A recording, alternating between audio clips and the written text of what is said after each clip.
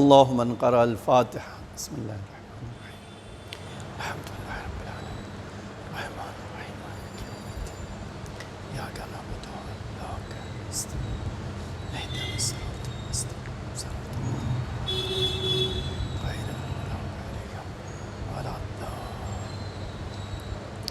لا حول ولا قوة إلا بالله العلي العظيم أعوذ بالله السميع العليم من الشيطان الرجيم بسم الله الرحمن الرحيم الحمد لله الذي لا يبلغ مدحته القائلون ولا يحصي نعمه العادون ولا يؤدي حقه المجتهدون الذي ليس لصفته حد محدود ولا نعت موجود ولا أجل ممدود فطر الخلائق بقدرته ونشر الرياح برحمته ووتدى بالصخور ميدان أرضه ثم الصلاة والسلام والتحية والإكرام على بشير النذير والسراج المنير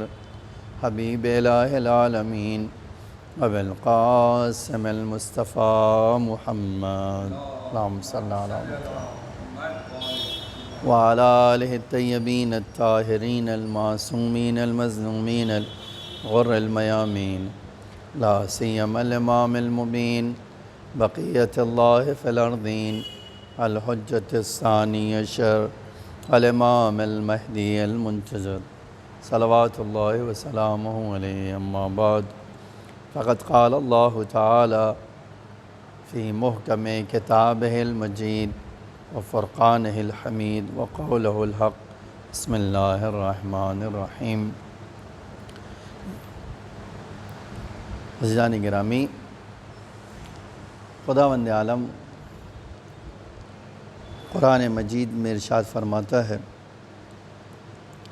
کہ اللہ کا آپ تقوی اختیار کریں، اتقوا اللہ یعلمکم اللہ، آپ اللہ کا تقوی اختیار کریں، اللہ آپ کو علم سے نواز دے گا، علم سے بہرہ مند کر دے گا، علم سے مالا مال کر دے گا۔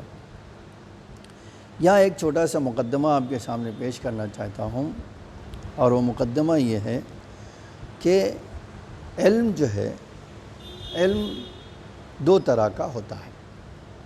وہ ایک علم وہ ہے جو انسان دھیرے دھیرے حاصل کرتا ہے۔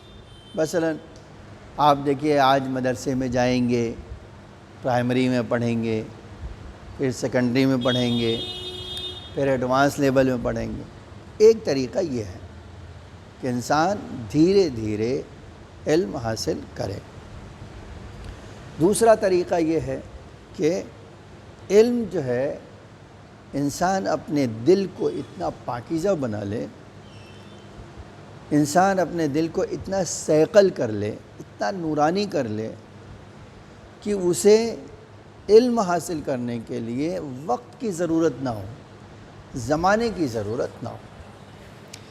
اور اگر قرآن سے پوچھیں تو قرآن کہتا ہے، خود قرآن جو ہے متعدد آیتوں میں اپنے انبیاء کے لیے کہتا ہے من لدنا علم، ہم نے انہیں علم سے نوازا ہے۔ جیسے ایک مثال ہے، قرآن کی ایک مثال آپ خود ملاحظہ کر سکتے ہیں کہ جناب موسیٰ جب کوہ طور پر گئے تو جناب موسیٰ نے کہا، اے اللہ تیرا شکر ہے کہ تو نے ہمیں علم سے نوازا ہے۔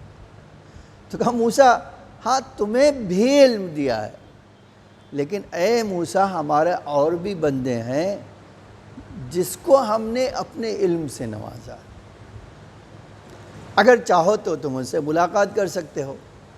تو آپ دیکھیے، یہ جو میں آپ کے سامنے عرض کرنا چاہتا ہوں، تو یہ کہیں بھی آپ کو نہیں ملے گا اس پورے قرآن کے واقعے میں کہ وہ کسی مکتب میں گئے، کسی یونیورسٹی میں گئے، کسی نبی کے سامنے زانو طے کیا، کسی معلم کے سامنے بیٹھے اور معلم نے سالوں ان کے ساتھ زحمت اٹھائی، آپ کو کہیں نہیں ملے گا۔ اللہ کیا کہہ رہا ہے؟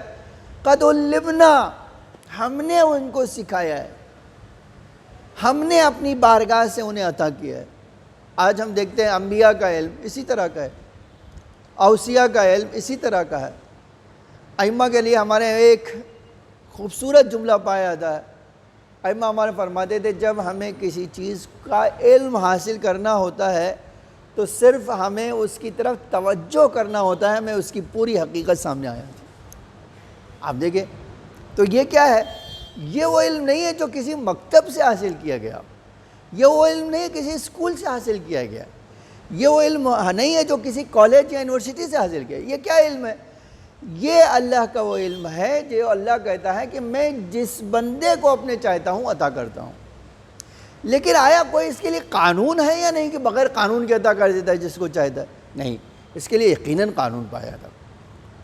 اب آپ میں جو ہے آپ کو اسی امام سجاد نے جناب زینب کے لیے ارشاد فرمایا کہ یا آمتی بحمد اللہ، اے ہماری پھوپھی اللہ کا حمد ہے، اللہ کے شکر ہے، انتی عالمۃ غیر معلمہ، اے پھوپھی اماں اللہ کا شکر ہے کہ آپ ایسی عالمہ ہیں کہ جس کو کسی کو سکھانے کی ضرورت نہیں ہے، کسی معلم کی ضرورت نہیں ہے۔ تو اب یہ جو بات ہم کرتے ہیں یہ کیسے ہو سکتا ہے؟ اچھا وہ بھی اتنا علم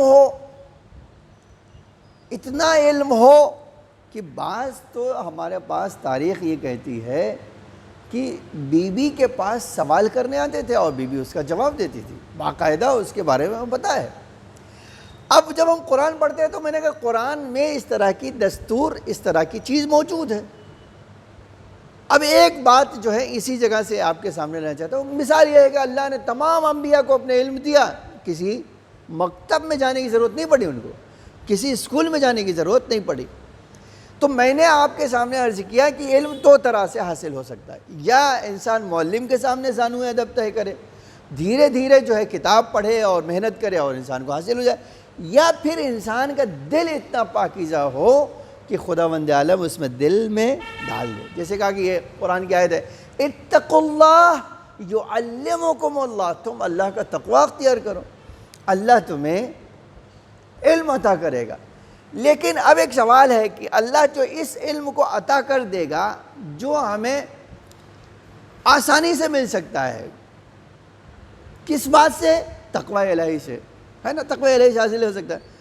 تو کیا یہ تقوی الہی سے حاصل ہونے والی چیز کے لیے کوئی قانون ہے، کوئی دستور ہے، یا ایسے ہی آپ تقوی اختیار کریں؟ تو قرآن تو یہی کہتا ہے کہ آپ تقوی اختیار کریں، خالی تقوی اختیار کیجیے، اللہ آپ کو کیا دے دے گا؟ آپ کے دل میں علم عطا کر دے گا، نورانیت عطا کر دے گا۔ اسی لیے کہا جاتا ہے کہ پڑھنے پڑھانے سے بہت علم خدا حاصل ہونے والا نہیں ہے، یہ اللہ جس کو چاہتا ہے اپنے بندوں میں سے عطا کرتا ہے۔ اب یہاں پر میں اس بات کی طرف آنا چاہتا ہوں کہ ہماری شہزادی کا کمال یہ ہے کہ نہیں ہے کہ ان کے پاس ایک ایسا علم تھا جو ہم کہہ سکتے ہیں کسی نبی سے بڑھ کر ہے۔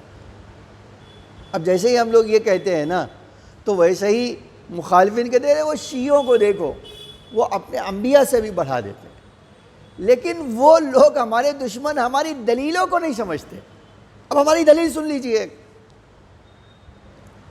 ایک دلیل خالی میں دینا چاہتا ہوں کہ شہزادی کا علم انبیاء کے علم سے بھی بڑھ کر تھا، ٹھیک ہے۔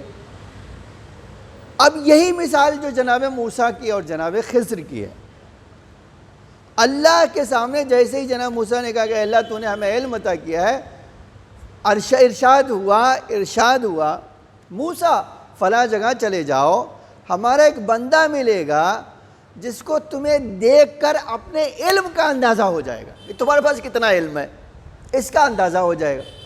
جناب موسیٰ آئے، دیکھا وہ بندہ ایسی جو ہے دریا کے کنارے بیٹھا ہوا ہے، سلام کیا۔ آپ غور کیجئے کہ میں ایک دلیل خالی آپ کے سامنے سنانا چاہتا ہوں اور آنا چاہتا ہوں بی بی کے چند کمال کا تذکرہ کر کے مصائب پڑھوں۔ جب وہاں پہنچے، سلام کیا تو جواب دیا۔ اب جناب موسیٰ نے سوال کیا، حل اتبعک، کیا میں تمہارے ساتھ آؤں؟ تاکہ تم مجھے وہ علم عطا کر دو جو تمہیں اللہ نے دیا ہے۔ یہ قرآن کہتا ہے۔ دیکھیں میں تمہارے ساتھ آؤں تو انہوں نے کہا بھائی دیکھو ہمارے علم کے لیے صبر کی ضرورت ہے، ہمارا علم جو ہے اتنے پائے کا ہے، اتنا بلند ہے، اتنا عظیم ہے کہ ہمارا علم ہر آدمی برداشت نہیں کر سکتا ہے۔ اب آپ کبھی سوچئے کہ یہ جملہ ایک نبی کس کو کہا جا رہا ہے؟ ایک اولو العزم پیغمبر سے کہا جا رہا ہے، ایک صاحب شریعت جو ہے پیغمبر سے کہا، ایک صاحب کتاب جو ہے جس کا دین آج بھی باقی، اس سے کہا جا رہا ہے کہ آپ صبر نہیں کر سکو گی، ہمارے پاس علم جو ہے بڑا بلند علم ہے۔ تو انہوں نے کہا بھائی آپ ایک بار ہمیں اپنے ساتھ لے کر چلیے، پتہ چل جائے گا کہ ہم صبر کر سکتے ہیں یا نہیں۔ ٹھیک ہے، اب قرآن کہتا ہے کہ یہ چلے لے کر، اور پہلے ہی مرحلے میں جانتے ہیں کیا، کشتی میں بیٹھے، کشتی میں بیٹھنے کے بعد کشتی کو سوراخ کرنا شروع کر دیا۔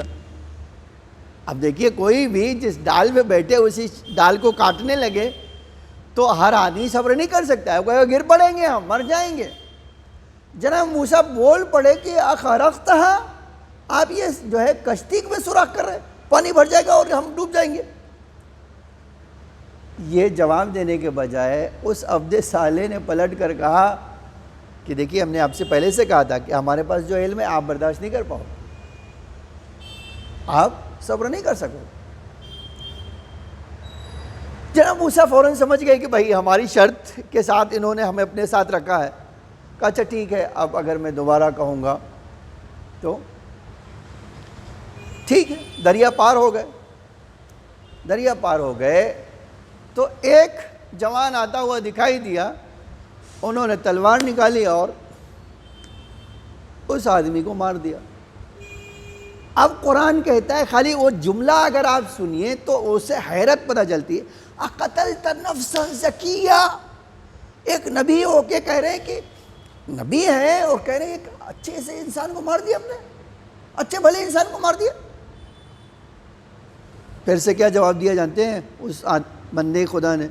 کہا میں نے کہا تھا آپ میرے ساتھ صبر نہیں کر سکو گے۔ ابھی دیکھو ایک کشتی میں سوراخ کیا تو اعتراض کیا، اب ایک اس بندے کو مار دیا تو بھی اعتراض کر رہے ہو، تو تم میرے ساتھ صبر نہیں کر سکتے ہو، میرے ساتھ 2 قدم تم نہیں چل سکتے ہو۔ تو ایک بار پھر سے جناب موسیٰ نے کہا اچھا بھائی ہاں یہ بھی ایک بار غلطی ہو گئی ہے، اگر تیسری بار غلطی کیا مجھے تو اپنے راستے سے، تمہارا راستہ میرا راستہ الگ۔ اب قرآن کہتا ہے کہ ایک گاؤں میں گئے، بھوکے تھے، اتنا لمبا سفر طے کر کے آئے تھے، اور انہوں نے کہا جاؤ کھانا، گاؤں والوں سے کہو کھانا میں کچھ کھلا دیں، ہم غریب ہیں، شہر میں آئے ہیں، دور سے سفر کر کے آئے۔ جب گئے گاؤں والوں نے کہا نہیں ہم ایسے کیسے کھانا کھلاتے، فَأَبَوْا أَن يُزَيِّفُوهُمْ، قرآن کہتا ہے کہ انہوں نے کہا ہم آپ کو مہمان نہیں بنائیں گے، آپ کو کھانا بھی نہیں دیں گے۔ ٹھیک ہے بھائی وہ آپ کا آپ مالک ہیں ہم، وہ دونوں آگے بڑھ گئے۔ دیکھا ایک اسی گاؤں میں ایک دیوار گری ہوئی ہے، اس عبد صالح نے کہا چلو اس دیوار کو ہمیں بلند کرنا، دیوار کھڑی کرنا۔ جناب موسیٰ نے پھر کہہ اٹھے، جناب موسیٰ کہ آپ کھانا مانگنے سے پہلے اگر یہ کام کیا ہوتا اور کھانا مانگا ہوتا، کھانا آپ کو مل جاتا، آپ نے کام کیا تھا۔ پہلے کھانا مانگا، اب نہیں دیا تو آپ کہہ رہے ہو اب دیوار بلند کرو۔ تو اب جملہ سنیے گا، یہ ہے ہماری شہزادی کی کمال۔ جب ایک اولو العزم نبی جس کے پاس اللہ کا دیا ہوا علم ہے، نو ڈاؤٹ اس کے پاس علم ہے نا، جب وہ ایک عبد صالح سے ملتا ہے اور اس کے مشن کا پتہ نہیں ہوتا کہ اس عبد صالح کا مشن کیا ہے، تو نبی بھی اعتراض کرتا ہے نا۔ یہ جملہ واضح ہے نا کہ بھئی ایک نبی بھی جب اللہ کے کسی بندے کے مشن کو نہیں جانتا ہے تو اس کے کاموں پر اعتراض کرتا ہے کہ تم یہ کام کیوں کر رہے ہو، ہے نا۔ اب ایک جواب ہے، سوال ہے، بی بی زینب نے اتنا بڑا مشن مکمل کیا، ایک بار امام حسین پہ اعتراض کیا؟ تو یا تو کہہ دیجئے کہ بی بی کا علم اتنا بلند تھا کہ جو حسین کو پتا تھا وہ بی بی کو پتا تھا، یا تو آپ یہ کہہ دیجئے۔ اور اگر یہ کہہ دیں گے تو آپ کو ماننا پڑے گا کہ شہزادی کا علم تمام انبیاء سے بہتر ہے۔ ایک صلوات پڑھیے محمد و آل محمد پر۔ یہ تمام انبیاء جب کہہ رہے ہیں یعنی اس کا مطلب ہے کہ مرسل خاتم النبیین کی بات نہیں ہے، ہماری علی علیہ السلام کی بات نہیں ہے۔ اب ایک سوال ہوتا ہے کہ یہ علم جو ہے ٹھیک ہے بی بی کے پاس تھا، آیا کیسے؟ دیکھیں یہ ایک بہت بڑا سوال کہ بی بی کا علم آیا کیسے؟ آیا یہ علم دفعی بی بی نے تقوی اختیار کر کے لیا ہے؟ بی بی نے اپنی زندگی میں وہ عبادت کیا ہے؟ اور اچھا یہ بہت سوچنے کی بات بھی ہے، اور یہ بالکل جو ہے ہو بھی سکتا ہے، اس لیے کہ بی بی کی جب نماز شب 11 محرم کو قضا نہ ہو تو زندگی کے باقی ایام کا ہم اندازہ کر سکتے ہیں۔ تو جو عبادت کے اس مرحلے میں بھی پہنچ گیا ہو، جس کی عبادت وہ ہو کہ جس کو کوئی مصائب اس کے پیروں میں لغزش نہ ڈال سکے، اس کی عبادت کا کوئی قیاس نہیں کر سکتے ہم۔ جس کی عبادت کا سلیقہ اور معراج یہ ہو کہ امام وقت کہہ رہا کہ مجھے اپنی نماز میں یاد رکھنا، میرے لیے دعا کرنا، اس کی ہم عبادت کا اندازہ نہیں کر سکتے۔ تو اب ایک سوال ہے، کیا بی بی کا یہ علم ان کی عبادتوں سے ملا ہے؟ ہم کہہ سکتے ہیں ہاں بالکل۔ کیوں؟ اس لیے کہ ان کے جیسا تقوی کسی کے پاس نہیں تھا، ان کے جیسے عبادت کسی کے پاس نہیں تھی، ٹھیک ہے؟ ان کے جیسا زہد کسی کے پاس نہیں تھا، ان کے جیسا ایثار کسی کے پاس نہیں تھا، ان کے جیسا صبر کسی کے پاس نہیں تھا، ہم بالکل کہہ سکتے ہیں۔ لیکن اس کا ایک دوسرا پہلو بھی ہو سکتا ہے جو ہمارے اماموں نے زندگی کے مختلف مرحلوں میں یہ دکھایا ہے، ٹھیک ہے؟ وہ کیسے؟ ایک مثال ہے کہ امام علی علیہ السلام کے ایک شاگرد تھے زازان، ٹھیک ہے؟ زازان ایک ایسے انسان تھے جن کی آواز بڑی خوبصورت تھی، لیکن وہ جاہلیت کے اشعار پڑھتے تھے۔ ایک دن امام علی علیہ السلام کا گزر ہوا، امام نے دیکھا کہ وہ شعر پڑھ رہے ہیں زازان بڑی خوبصورت آواز میں۔ امام ان سے قریب گئے اور عجب جملہ فرمایا زازان، اللہ نے اتنی خوبصورت آواز دی ہے تمہیں، جتنی خوبصورت آواز دی ہے، اگر اسی آواز کو قرآن پڑھنے کے لیے استعمال کرتے تو نور علی نور ہو جاتا، تمہیں ثواب بھی ملتا اور اللہ کی نعمت کا بہترین استعمال بھی ہو جاتا تھا۔ تو زازان نے کہا مولا مجھے قرآن تو پڑھنا ہی نہیں آتا۔ قرآن میں دیکھیے یہ بھی ایک عجیب بات ہے، عرب تھے لیکن قرآن پڑھنے نہیں آ رہا ہے۔ اسی سے ایک جملہ کہنا جو عرب ہونا قرآن جاننے کے لیے کافی نہیں ہے۔ تو یہ نہ سوچئے کہ تاریخ میں کوئی حسبنا کتاب اللہ کہہ رہا ہے تو قرآن جانتا ہے، وہ قرآن عربی ہونا کافی نہیں ہے۔ اس کی دلیل یہی ہے، اور تاریخ نے ثابت کیا ہے، جس نے کہا حسبنا کتاب اللہ وہی کہتا ہوا نظر آیا کہ اس کا معنی ہی سمجھ میں نہیں آتا ہمیں قرآن میں۔ اور یاد رکھیے یہ حسبنا کتاب اللہ کا دعویٰ سوائے امام کے کسی اور کے بس کی بات نہیں ہے یہاں۔ اسی لیے آج ہمارے پاس مناظرہ میں وہ نہیں مناظرہ پیش کرنا چاہتا ہوں۔ ہشام سے کسی نے کہا کہ تم کیوں علی علیہ السلام کو سب سے بلند سمجھتے ہو؟ تو اس نے بڑی ایک جملے میں پورا مناظرہ نہیں سنانا چاہ رہا، ایک جملے میں کہا میں آپ سے پوچھوں پوری امت محمد میں قرآن کا عالم کون؟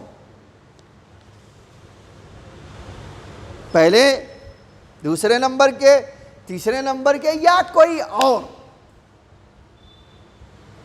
کوئی اور پوری تاریخ میں بتا دیجیے۔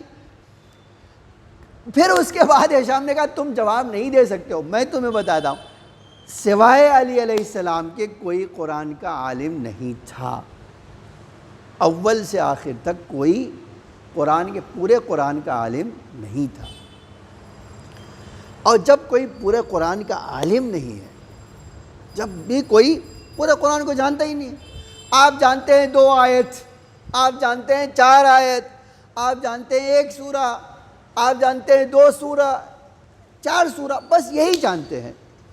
تو جب کسی کو قرآن کا 1 سورہ 2 سورہ پتہ ہو، 4 سورہ پتہ ہو، اس کے علاوہ کوئی نہ جانتا ہو، لیکن وہیں ایک ایسی شخصیت ہو، ایک ایسی ذات ہو جس نے 1 سورہ حمد سکھا دیا تو پورے قرآن کے عالم بن گئے، تو سکھانے والا کس معراج کا عالم ہوگا؟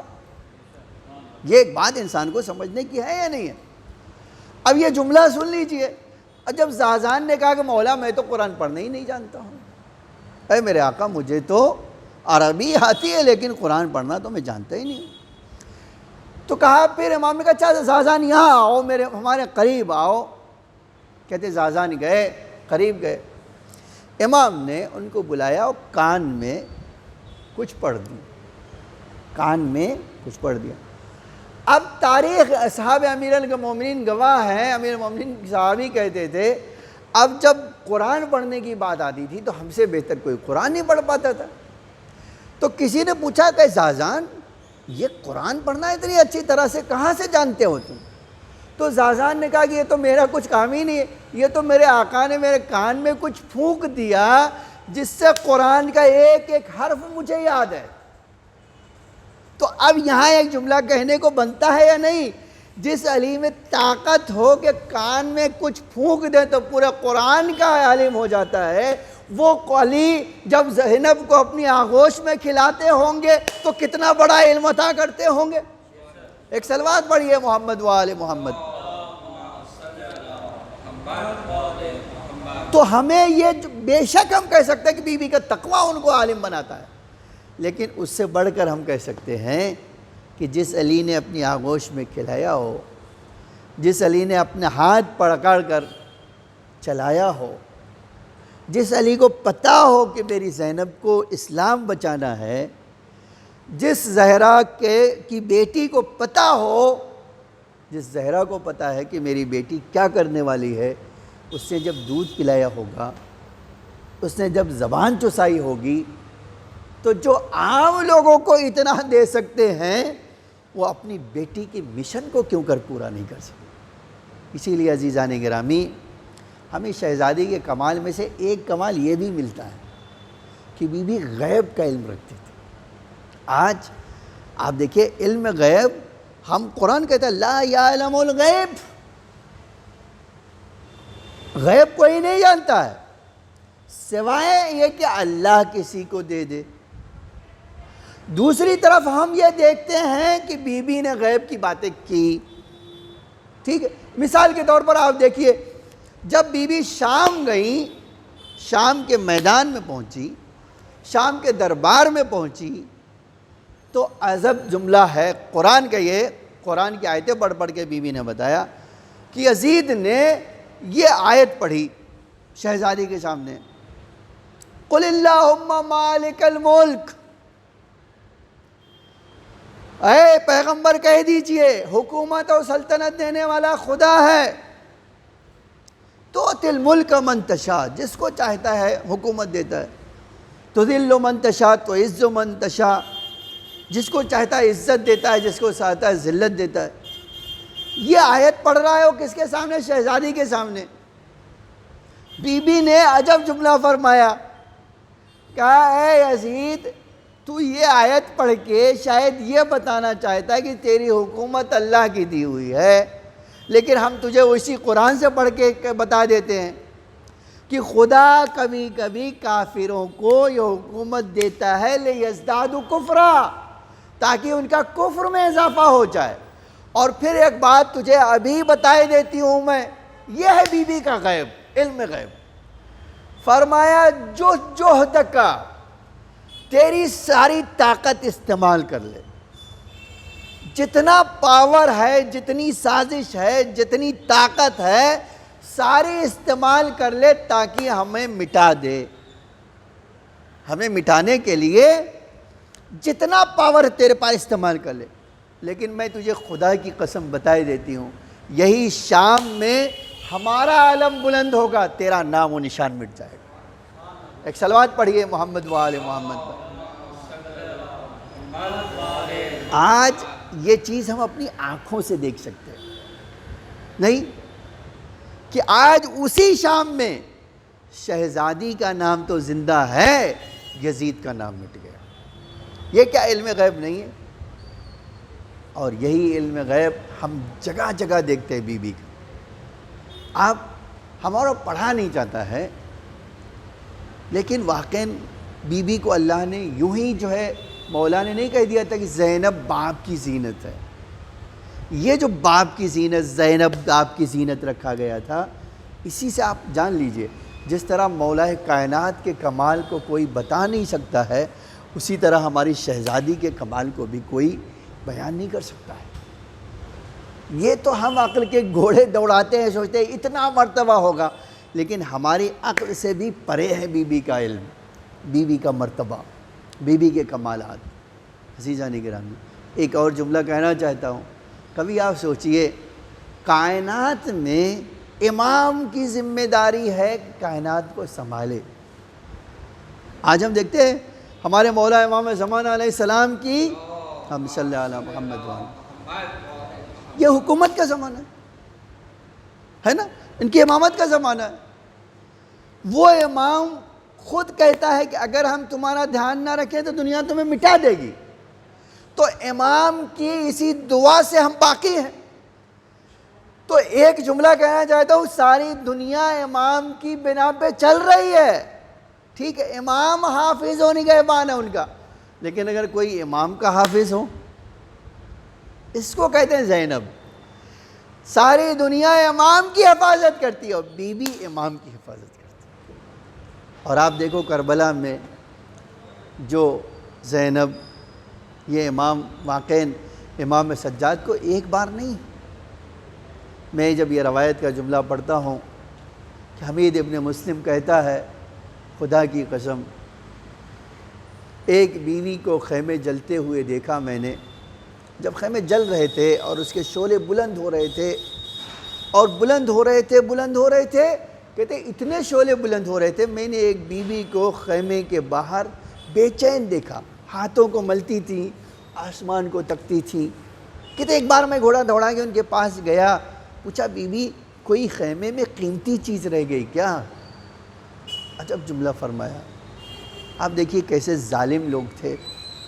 اس نے یہ سوال تو کیا ملعون نے کہ کیا کوئی قیمتی چیز رہ گئی، لیکن جب بی بی نے فرمایا ہمارا بیمار بھتیجے اس خیمے میں ہے، ہمارا سجاد اس خیمے میں ہے، پھر کہتا ہے میں نے دیکھا ایک بار بی بی اسی شعلے جلتے ہوئے شعلوں کے درمیان خیمے میں گئیں، اور جب پلٹ کر آئیں تو پشت پر سید سجاد کو لے کر آئیں۔ یقیناً کربلا کے رخ کر کے کہا ہوگا بھیا تمہارے سجاد کو جلتے ہوئے خیموں کے شعلے سے زینب بچا کر لائی ہے۔ ارباب اعزاء، یہ پہلا مرحلہ نہیں تھا، یہ پہلا مرحلہ تھا، یہی کربلا ہے۔ 11 محرم کی تاریخ آتی ہے اور عجب ہے، بی بی دیکھتے ہیں کہ امام سجاد کا چہرہ پیلا پڑ رہا ہے۔ پوچھا میرے لال کیا ہو رہا ہے؟ کہا پھوپھی اماں میرے بابا کا لاشا اسی طرح پڑا ہوا ہے، ہمارے ہاتھوں میں ہتھکڑیاں ہیں، پیروں میں بیڑیاں ہیں، آپ اسیر ہیں، ہم اپنے بابا کو 2 مٹھی خاک بھی نہیں دے سکتے۔ عجب جملہ ہے۔ بی بی نے فرمایا کہ میرے لال، لیکن فرمانے سے پہلے ایک بی بی نے امام سجاد کی توجہ مفضول کرنے کے لیے اپنے آپ کو ناقے سے گرایا، امام کی لاش پر پہنچی، چاروں طرف گھوم گھوم کر اپنے بھائی کو دیکھتی تھی اور ایک جملہ فرمایا انت اخی، کیا تو ہی میرا بھائی حسین ہے؟ اس کے بعد ایک بار بیٹھی، آسمان کی طرف ہاتھوں کو اٹھایا کہ اے اللہ میرے حسین کی قربانی کو قبول کر لے۔ اس کے بعد بی بی کا دل جب بھر آیا تو ایک بار مدینے کا رخ کر کے فرمایا نانا آؤ اپنے حسین کو دیکھو، کربلا کی زمین پر کس طرح خاک و خون میں گلتا ہے، ارباب اعضاء ایک جملہ کہنا چاہتا ہوں اور مجلس ختم کرنا چاہتا ہوں۔ بی بی کی شہادت ہوئی، بی بی نے کتنا غم اٹھایا یہ کوئی نہیں جانتا ہے، لیکن آپ زمانے کی دیکھیے 3 دن میں بی بی کربلا سے کوفے پہنچ گئی تھی اور 20 دن لگا اور بی بی کو شام پہنچنے کے لیے۔ اس میں کتنی مصیبتیں اٹھائیں مجھے نہیں پتا۔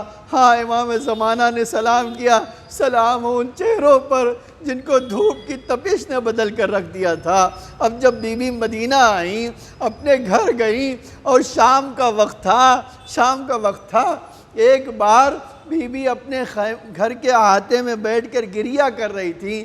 عبداللہ آئے، ایک بار بڑا عجب جملہ فرمایا، کہا بی بی میرے گھر زینب آنے والی ہے، بڑی دکھ کی ستائی آنے والی ہے، اے بی بی اپنے گھر جا کر رو، میرے گھر میں نہ رو، اس لیے کہ میری زینب غم زدہ ہے، میں نہیں چاہتا کوئی اور غم کا منظر میری زینب کے سامنے آئے۔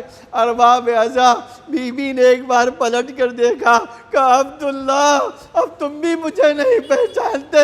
عبداللہ نے تڑپ کر کہا شہزادی ارے آپ کے بال سفید ہو گئے، آپ کے چہرے کی رنگت بدل گئی، آپ کو پہچانا نہیں جاتا۔ کہا عبداللہ ارے شام کے دربار میں وہ منظر زینب نے طے کیے، شام کے زندان میں اس مصیبتوں کو زینب نے طے کیا جس کو کوئی تحمل نہیں کر سکتا۔ لا لعنت اللہ علی القوم الظالمین، سیعلم الذین ظلموا ای منقلب ینقلبون۔